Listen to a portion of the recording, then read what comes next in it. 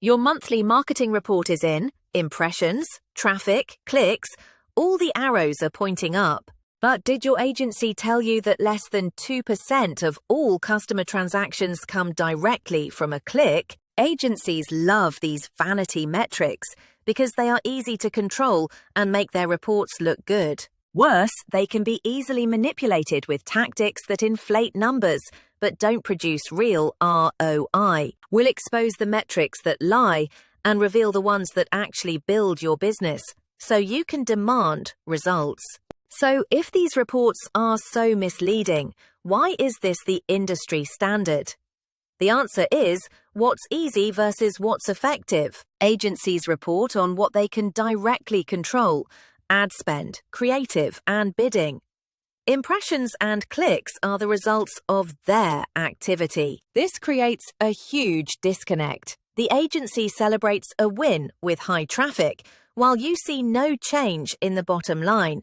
This erodes trust. They are measuring their own activity, not your business outcome. It is the difference between being busy and being productive. But you might be thinking, a high click-through rate must be a good thing, right? It means people are interested, doesn't it? Not always. In fact, a high CTR can be a sign of a problem stemming from clickbait creative, bad ad placements, or even bot activity. Genuinely interested, high-intent buyers often don't click ads. They see the brand, search for it later, or discuss it offline. Consider this. Some of the most powerful brand-building channels like podcasts and streaming TV ads have extremely low CTRs. This all comes back to a single fact. Less than 2% of sales start with that click. You're optimizing for a tiny fraction of buyer behavior. So what's the real danger here?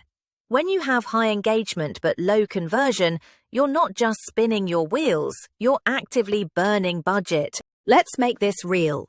Imagine Company A follows its agency's advice and spends a fortune to double its website traffic. The report looks fantastic. Traffic is up 100%. But at the end of the month, their actual revenue is exactly the same. Now, Company B ignores traffic. Instead, they make small, strategic tweaks, improving a headline and shortening a contact form. Their traffic didn't change at all, but their revenue increased by 30%. This is the difference between focusing on activity and outcomes. This proves a critical point. If traffic and clicks aren't the answer, what part of the customer's path are we missing? So how do modern buyers really make decisions if they aren't clicking on your advertisements? They operate in what marketers call the dark funnel. This is where the real influence happens. They listen to a podcast, talk to a colleague, or see a post. None of these critical touchpoints show up in analytics. By the time a customer visits your website, they've often already made up their mind. If so much is untrackable, how can we possibly measure what's working? Here, we shift from a lead problem to a measurement problem. Many businesses think they have a lead problem, but they actually have a measurement problem, chasing clicks because they can't see the dark funnel.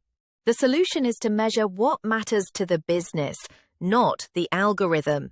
Start with two numbers: customer acquisition cost and customer lifetime value. But the single most important metric your agency should report is marketing attributed revenue, connecting spend directly to closed deals. A common barrier is siloed data.